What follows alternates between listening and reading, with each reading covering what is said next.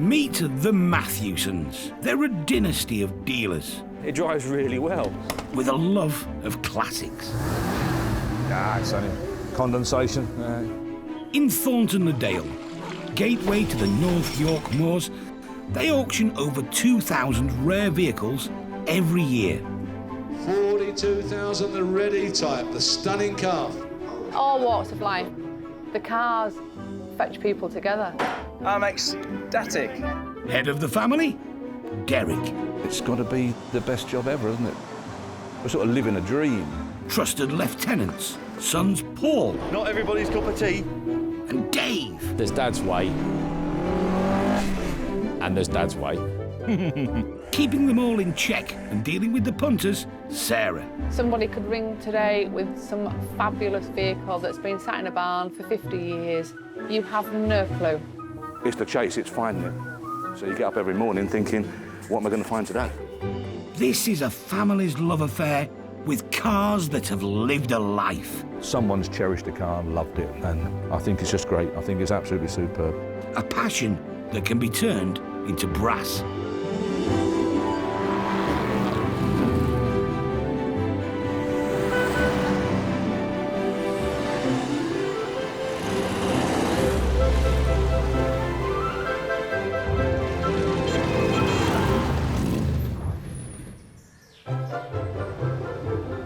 On sale this week.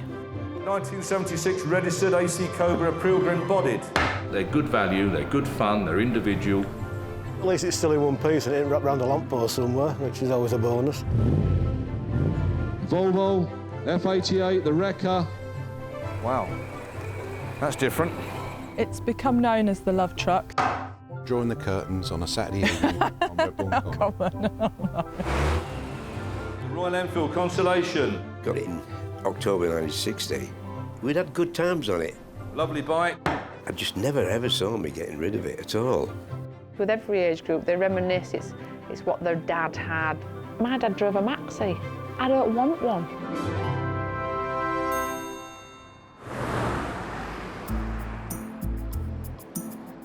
.185 scooter, I haven't done that because I don't know much about it. Auction day is approaching. Oh, dear. Go on, what are you looking at, sir? They love it. Okay. They love the pressure. Look at that little face over there. Look at that little glint in his eye. Yeah. Look at it. And Derek's in trouble. It's going to be busy, yeah. 200 and odd vehicles. Too many cars. 30% more cleaning cars, 30% more paperwork to do, 30% increase in pay. What was that?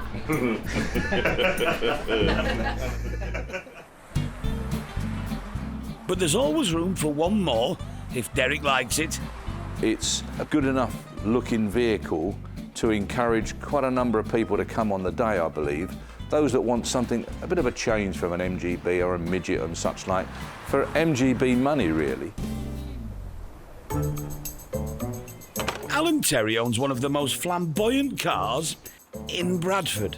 It gets a lot of looks when you're driving around. Yeah, you've only got to park at the side of the road and everybody's around looking at it. It's an unusual car, let's say so.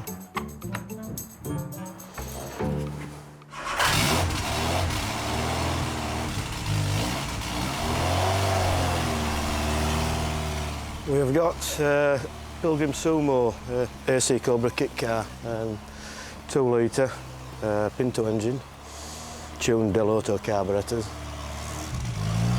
It's based on a 1976 Cortina 2 litre.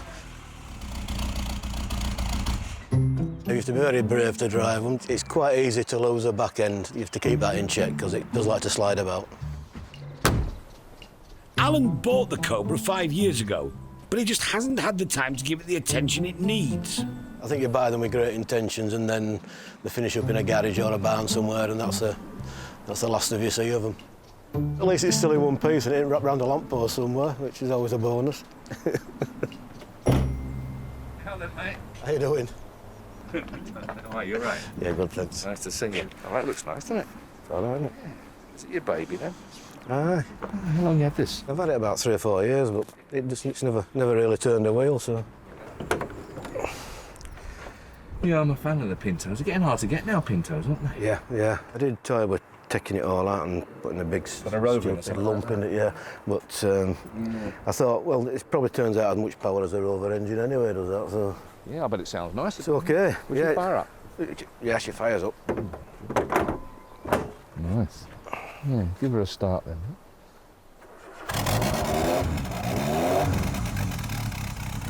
Sounds nice, doesn't it? You've got them carbs about right, haven't you? Yeah. Very smart. All right. Well, quite a nice broad carb, isn't it, really? It's Yes, they look the part, don't they? Yeah, they do, don't they? Yeah. What we got to do? What sort of reserve we want? I'm hoping to get 11.5 for it. I don't know if it's sold on It's in the ballpark, isn't it? Yeah, it's in the ballpark. Does it drive all right, Alan? Yeah, yeah. Oh, I think it's saleable, isn't it? The Cobra was a result of a collaboration between the very British sports car manufacturer AC and American race engineer Carroll Shelby. With a 7-litre engine, it hit 60 in 4 seconds, topped out at 165 and put the frighteners on Ferrari. Less than 1,000 Shelby ACs were produced.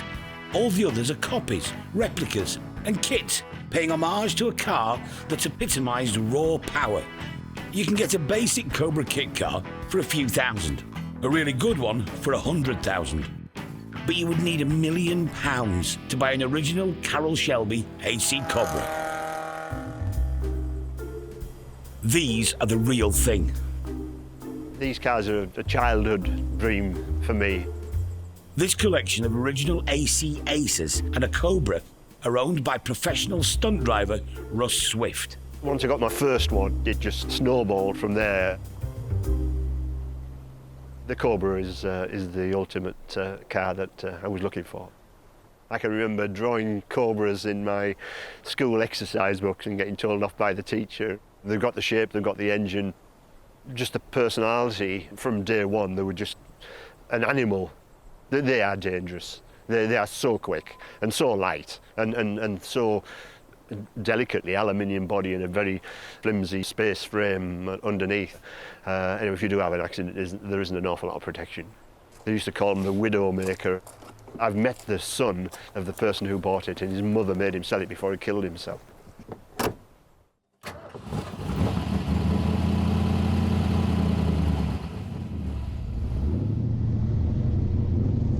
There's nothing like the rumble of a V8. Certainly makes a noise like it's something a bit special. It is a real driver's car. A lot of modern cars you feel quite isolated from the car, but you know, every little input you put into this car, it translates to the road. You've just got to be careful with the power, because if you do give it everything in low gears, you'll just swap ends or end up in the scenery somewhere, but it does need to be driven with an awful lot of respect.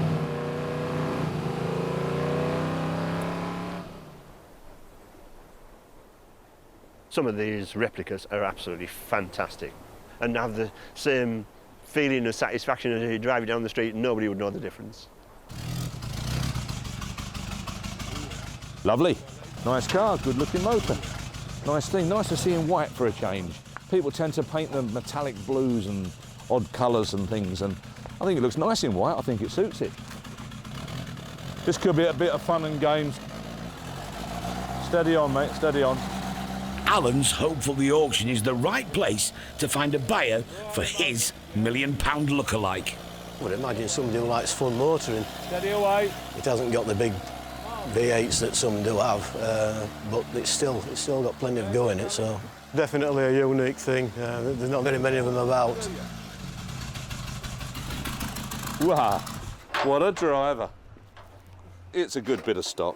It's not everyone's cup of tea, obviously. We're all anti, well, I'm not, but a lot of people are anti-replicas and specials or kits or whatever they want to call them. Whereas years ago, back in the 50s, you know, there was kits galore. I think they're great. I think they're good fun. We've all got to be a little bit odd and extrovert, haven't we, mate? You know, there's no good buying, all of us buying Mondeos, is it?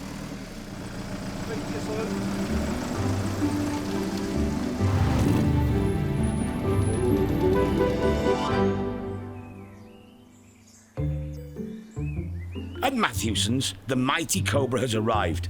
The owner is looking for £11,500. It's sensibly priced. A lot of them up in the 17, 18, 20,000. It's not in that league, but then again, it's not that price. I think it's very, very good value for money. Not dressed up very much. Would like nice maybe with a side pipe, or perhaps the pipe wants rerouting rather than come from the middle of the vehicle. But other than that, absolutely lovely. I'm quite pleased with it. I think it'll do extremely well. Replica AC Cobras vary a lot in quality and desirability.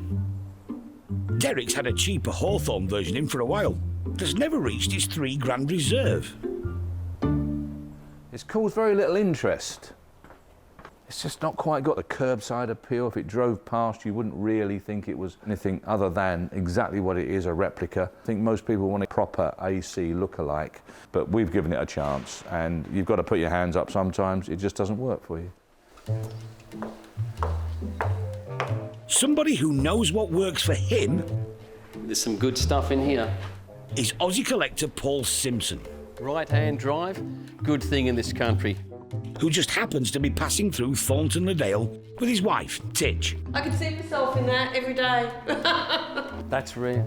Originally from South Shields, he prides himself on being able to spot a rare classic. That is a fantastic collector's piece. Spin that camera, the little Bond over there. That's a collectible car, and it's just laying there in the grass. Shame, actually. But the real reason Paul's here is to show off his V8 replica Cobra. Have a look at the side pipes on this one and the mag wheels. Beautifully finished V8. 5-speed gearbox, independent rear, so it handles very well, drives extremely well. What's the attraction of one of these for you? The noise.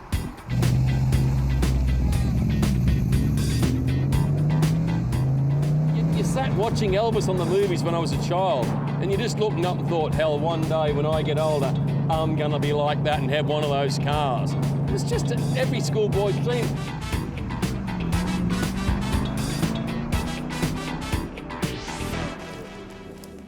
Serious dealers Mark and Rob have arrived to see the Cobra.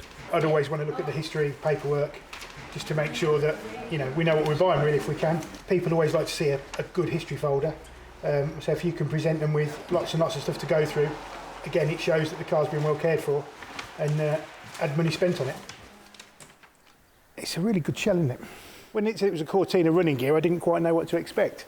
But they've done it really well, and the interior's still good, Rob, isn't it? Very nice, yeah. It'd be a great soundtrack going through the lanes. Probably not for the faint-hearted, if you've not an experienced driver, maybe, I don't know. Yeah, 2 big Webbers as well, which is really, really cool. So it's not standard at all, is it? Pretty thing. Quite like to buy this car. Some are built a lot better than others, we know that. So it's not fair to tar them all with the same brush as being, you know, fiberglass specials and things like that. They're properly made bodies. A lot of research and development gone into this body. It's not a tuppenny-halfpenny thing. And I think people are now just starting to realise that they're good value, they're good fun, they're individual, they're not overpriced, and a really pleasant change from your run-of-the-mill sports car. Derek thinks the Cobra will go for around £12,500 in the auction. We'll soon find out the true value of a decent replica.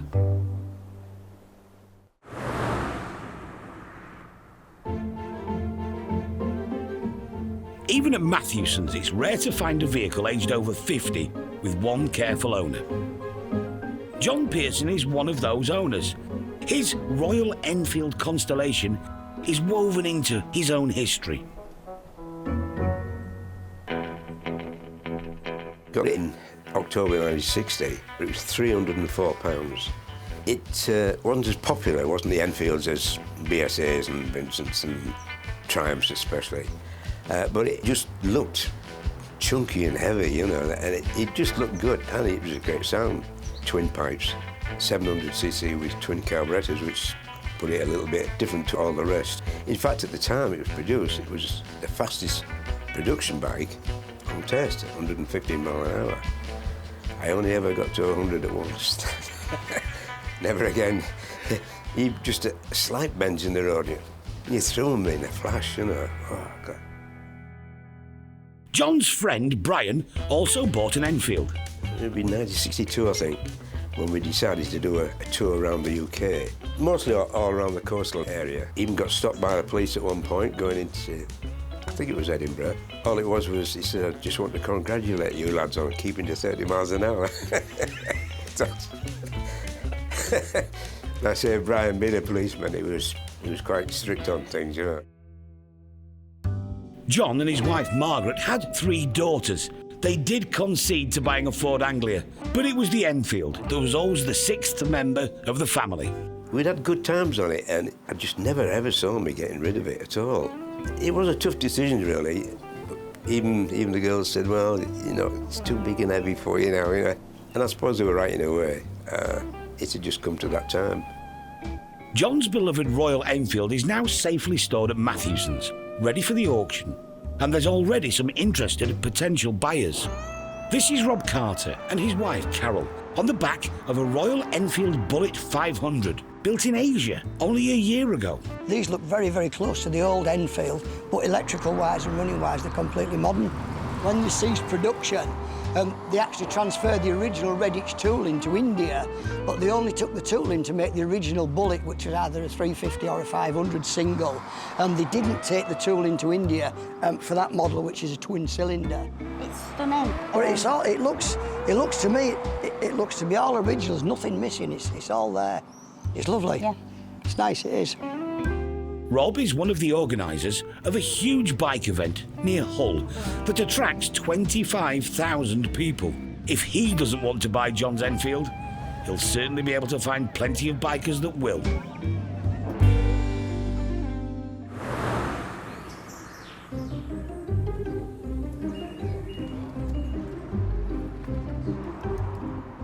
As the crowds gather in Thornton-le-Dale for the auction, it's the day of reckoning for the Cobra. Rob and Mark are here to bid, but they've got a bit distracted by all the memorabilia. Just having a nose. You never know, you can always pick up a bargain though, into some of this stuff. Just having a little nose if there's anything that catches our eye that I could hang on the wall maybe, or as a bit of souvenir memorabilia. There's a mesmerising collection of stuff that most people don't want. Amongst the 200 lots today, there's been a set of jerry cans, a fruit machine, £60, assorted helmets, £40, you're done. and a pair of vintage bicycle lamps. I can see. 1976 registered AC Cobra Pilgrim bodied in white. You've seen it up there, I'm sure. There we go, start me with that. What's that worth? What there? Is it worth 10? Whereabouts? I know it's worth 8. Who's got 8 for it? Who's got 8 for the Pilgrim? 8 or we'll pass on it, there's no point. Is there 8,000 for the Pilgrim? 8,000 or we'll pass on that? 8,000 in the doorway, £8,000. 8,000 in the door. £8,000 in the door and submitted. £8,000. £8,000. Is there any more? £8,000. Worth a lot more. £8,000 submitting it provisionally in the doorway. £8,000. Are you sure? Provisional 8,000. £8,000 to Deal and Mark, but it was £3,500 off reserve. Unfortunately, we were the highest bidder, but it was a provisional bid, and we just couldn't get there on the price what the owner wanted for the car. If we can get there, we can put a deal together, but at the minute we're just a little bit too far apart. But, you know, we'll see how we go. But Mark won't pay more than he thinks it's worth. No deal. Yeah, just a little bit disappointed we didn't get there, but hey. After further negotiation, the new buyers, Billy and his uncle Bruce. It's theirs for £10,000. So what's the plan with the car then? Really to put a V8 back in it to increase the value, and then we'd probably sell it on again. This sort of car wants a V8 in it. The proper engine. Proper engine, yeah. No problem. We've already got an engine lined up for it anyway, that's why we're interested, you know. Just lying about? Just lying about the shop, yeah. Billy and Bruce are hoping the big V8 engine will significantly increase the Cobra's value. We'll find out later if that plan works.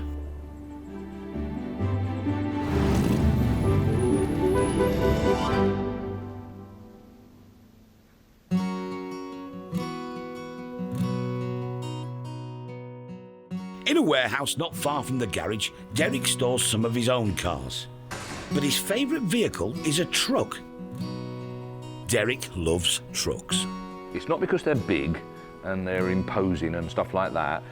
It's because they've got some history and character about them. They're a working vehicle.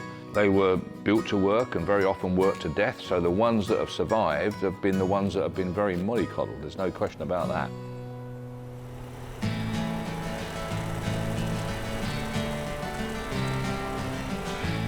This actually came from a company that supplied vehicles to Heartbeat.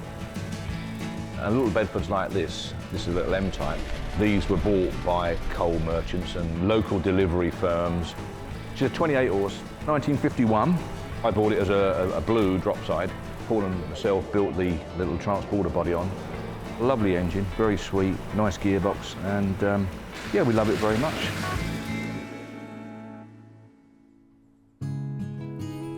My dad worked on a railway all his life, 44 years I think, and he ran light wagons, 5-tonners and such like that, running round Tottenham and Haringey and places like that. And I was really lucky in as much as my dad used to take me out all school holidays. And I used to get 10 bob a week and from my dad. But of course at that time I always thought it was from the railway, but of course it was from my dad. And I actually was probably worth my weight really, because at Paddington Station you went over a weighbridge and you got weighed and you got a bit of bonus on the weight that you picked up. So because I was in there and I was a fat lad, so I probably earned him his 10 bob a week by sitting in the cab, or hiding in the cab, and being weighed over the weighbridge. It's fairly obvious that if you're going to spend a large part of your early life in a particular vehicle or in a particular situation or a particular location, you're going to have a fondness for one of those. When I jump in this wagon, this just smells just like jumping into an old 1938 Austin, whatever it was we were using then. When it pulls away, it just sounds the same, so it just takes you right back there. Young Charlie loves it. He thinks it's absolutely great, so there's no doubt about it. He'll wind up with it when he gets a little older, I'm sure.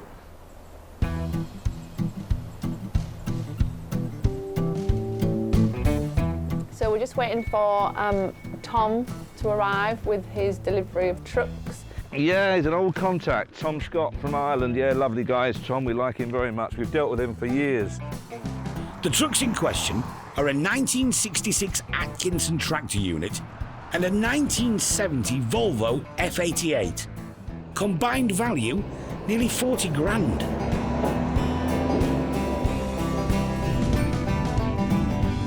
What did for? I ain't got a clue. Wow, that's different.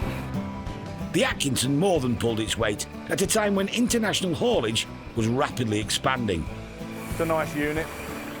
They're popular, those. While the Volvo brought the principle of a tilting cab to Europe. I didn't realise the Volvo was a breakdown. I thought it was a tractor unit. But she's a full-blown recovery by the looks of her. Safe, comfortable and reliable. The idea of driver appeal was born. Yeah, I like them very much, yeah. Gardner 150 in that Atkinson. That'd be absolutely sweet, sweeter than that. Yeah. You wouldn't get any more on there, would you? Very full. Very good. Is the Atkinson a runner? Yeah, they're all runners. Oh, good. Paul is also pleased with the heavy-duty delivery. I think they're great. I love HGVs and things. I think they're brilliant. You imagine the stories to be told from some of these lorries, especially these recovery lorries. I think they're fabulous, yeah. They're just maybe a bit big for our sight. But that's the least of their problems. The Atkinson is about to chalk up yet another story. The 30-ton truck has pranged a Porsche and a Jag. But the heir to Derek's throne is safe. Everybody all right? Yeah, we're all right. Just caught the front of this Porsche a little bit. I think all's well at the moment. No, you wouldn't want to spend a day in it, would you? You've got a bit of a starter issue. After being quite keen to get off the trailer, the mighty Atkinson is now refusing to fire up for Dave. Was there air leak in earlier? Yeah, there was an air leak, yeah. we're assuming that there's a dead spot on the starter. Is there a knack with these old trucks? You just jump in, turn it on, cross your fingers and hope for the best, really. Yeah. And if it goes, it's a bonus. That'll be a no then. The brothers need to work out the problem. A non-runner can mean lower bids in the auction and less commission.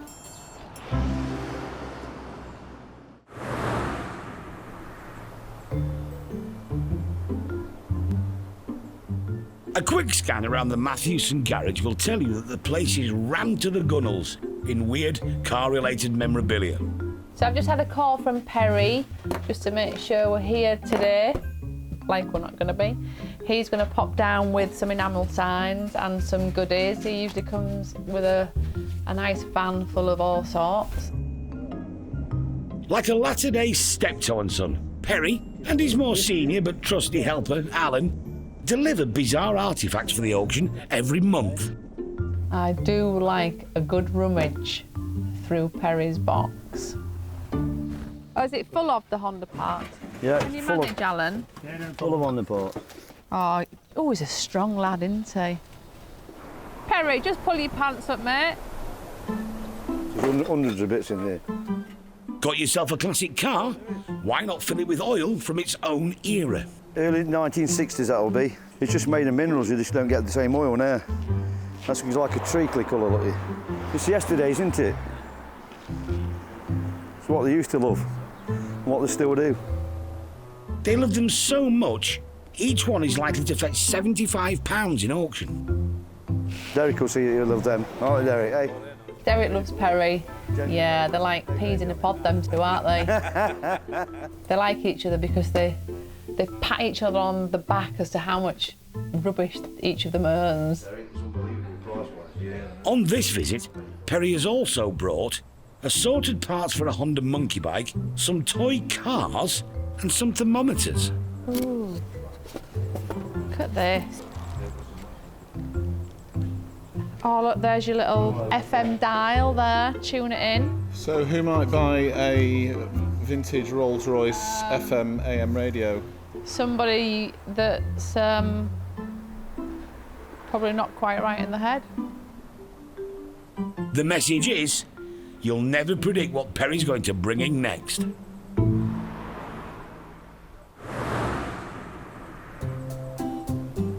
A day before it goes to auction, and the rare Volvo F88 recovery truck has now been joined in the village car park by a comma tipper from 1970.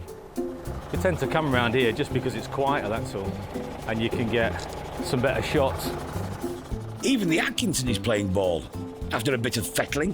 Take as many photographs as you can, or we try to, because it does tend to save an awful lot of phone calls, because a photograph can say 1,000 words, can't it? Set off in third. The Atkinson has a lot of torque, but it's not easy to drive. The gears are all over the place. When you knew you were driving a lorry, you've been out in this all day, and at the end of the day, somehow you've got to try and keep in here.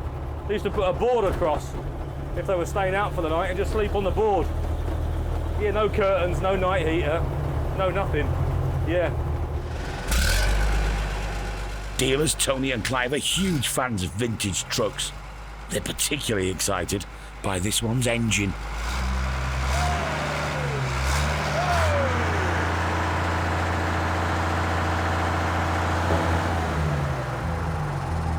That's a 150 Gardner.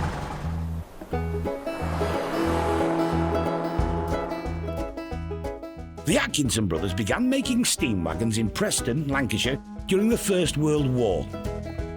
But when road haulage was nationalised in 1948, the government bought plenty of the lorries. One of the main reasons was the ultra-reliable, war-proven Gardner engine. And as well as their lorries, it powered Bentleys, buses and submarines. In the 1970s, Atkinson merged with Seddons of Oldham. They hauled and delivered on British roads for the next 40 years, until the brand was discontinued in 2009. Prospective buyer Clive started driving Atkinsons when he was 21. Me and another guy shared it. Not this particular vehicle, but one identical to this. He drove nights, I drove days, and then vice versa. 70,000 a year for lots of years. Million miles, do you think? Oh, easily. Yeah, easily. Easily, yeah. It's lovely to see one. It's the first, particularly in the same colour. Takes you back. Takes us back, yeah. Takes us back. With every age group, they reminisce. It's what their dad had, or it's what the granddad had, or it's what they drove 40 years ago. They just want to reminisce. My dad drove a Maxi. I don't want one. I don't want to buy a Maxi. Who does?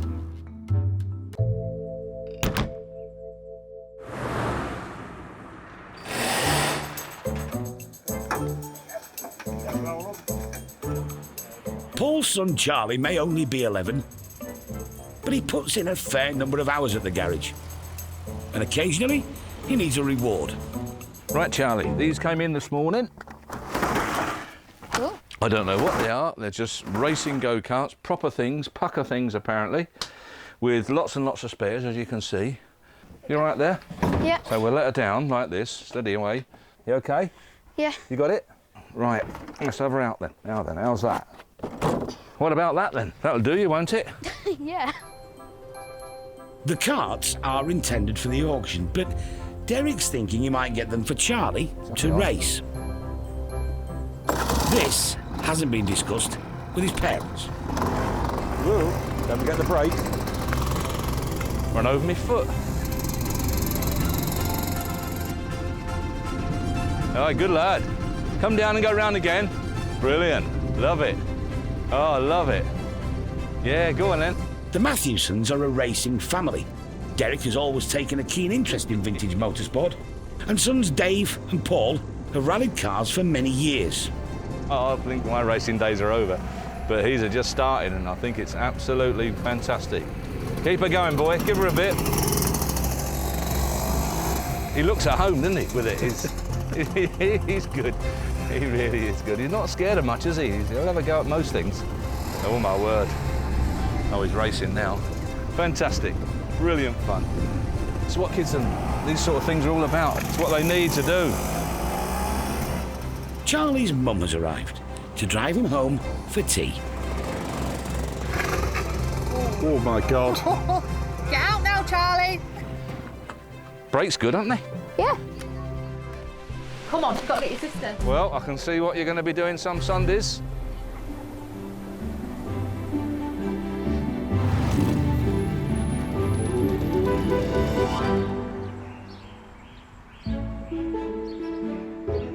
It's the day of the auction and the moment of truth for the 1970 Volvo F88. What I like about this, it makes me laugh when you rev it like that, and a load of black smoke comes out after it. Also going under the hammer, the 66 Atkinson tractor unit. On the steering column, it has an air brake. You pull that down to do the trailer brakes. That's just for the trailer brakes. Charlie has swatted up. It's been fitted with a tacho, so that it can tow a trailer. It's a nice truck all in all. I actually quite like it, and so does my granddad. Not as good as that Volvo, though. Fairly original Volvo, one of the first of the new generation Volvos to sort of come into the UK. Very rare, basically in running order, and quite collectible. Are you really keen to get this one? If it's the right price, we might just buy it. There's plenty of love for the Volvo. It was used for demonstration purposes to the British Army, brought it over to England and put this truck through its paces. And from there onwards, they bought a couple hundred trucks. Haulier John Statham knows all about this truck because he used to own it. I work for a family business, car and truck recovery. I used to drive this when I was a very, very young man. I used to go around and pick Samantha up in it when we used to go out courting at night. We didn't have a lot of time together, did we? So you used to come to work with me, didn't you? Yeah, so occasionally. Got a lot of history to it. The enamel garage sign, which Charlie's got there now. Sales start strongly in the memorabilia section. 160 on its way. 160 last time looking round. Thank you very much. Pre-war dinky saloon cars. How many in your collection? Probably about 1,200. And where do you keep them? Or should I say, where are you allowed to keep them? I've got a loft conversion and a spare bedroom. 130. We've picked up a Michelin enamel sign. Norton sign? I've always liked Norton motorbikes, and that's the nearest to a Norton motorbike I can afford.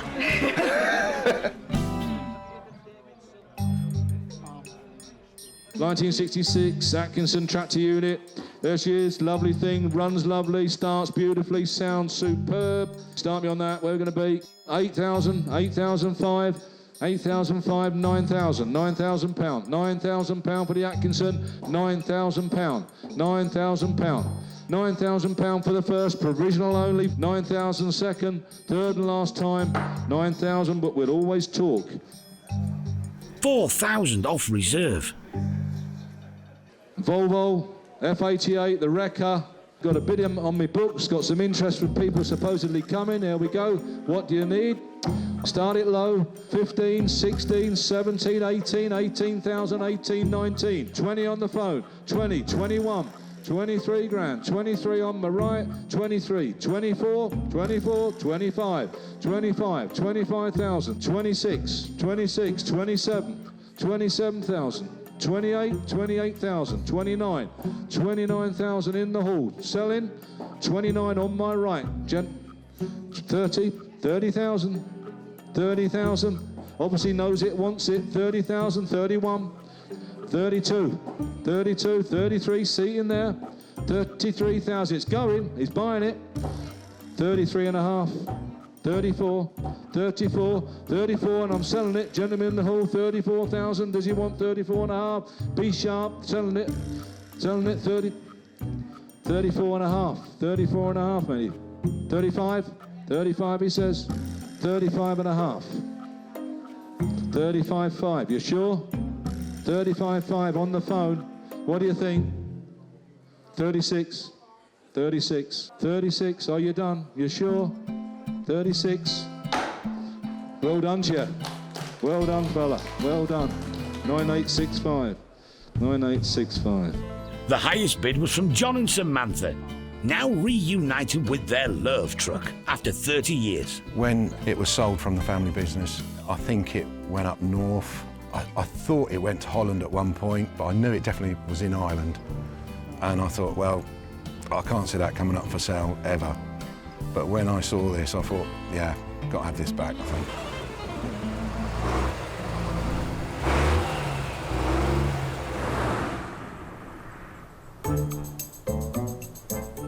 It's 2 months since Bruce bought the mighty Cobra replica. It's quite a lively vehicle. It really does go well. I was quite impressed. But there's a problem.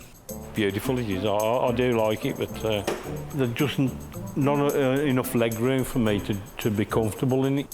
The plan to drop a big V8 engine into it has been shelved.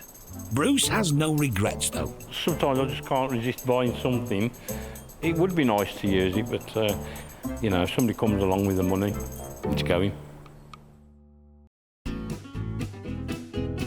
As for other sales in the auction, bidding was brisk for the Royal Enfield Constellation. 5,250, 5,500, 5,750, 5,750, 6,000, £6,000, 250, 6,250. On the phone and keen to make the highest bid, a private buyer who Derek's known for years. I think he's got 114, I think. He does ride a little bit, actually, but I think he maybe limits it to his estate. One owner from you, Constellation, never be repeated, £7,000. 7,000. It's nice that the vendor knows that it's going somewhere where it's going to be cherished. The go-karts went for £2,200. Brilliant, love it. New owner, Toby from Newcastle, has Formula One ambitions for his daughter, Ruby. Are you into go-karting? No, probably be on her. You got to start somewhere, sushi. So, be a bit fun. 2 bottles with the caps, with the product. You find them again, ever. The vintage engine oil that Perry brought along sold well. 130. Check them out, you'll find that that's cheap. As did the Rolls-Royce radio. 22, back in here, front of you. 22 pounds. 22, thank you. The Commer tipper that arrived from Ireland was eventually sold for £6,000, £2,500 under its original reserve. And after some negotiation, the mighty Atkinson was sold for £8,500 to a private collector in Staffordshire.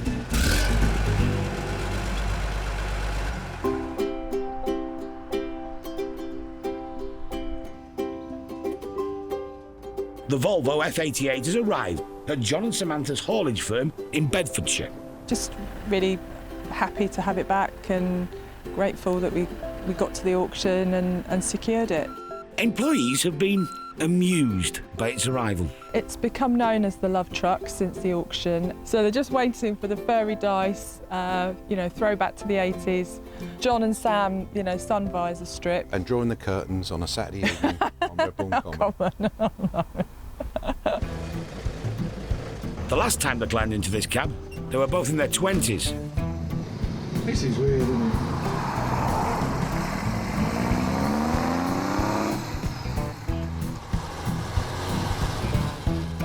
Forgot how noisy it is inside the cab. We must have just shouted at one another. Yeah, it's brought back nice memories of when we were younger and courting and going out, on the odd breakdown with John.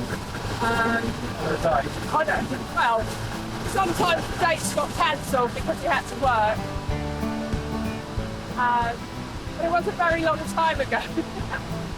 But it sounds good, and so yeah, we're really happy with it. We have been offered money for it since, but money won't buy it, not from me. If Samantha decides to knock me off on that, she can decide what she wants to do with it after that, I think. But no, I ain't going to sell it.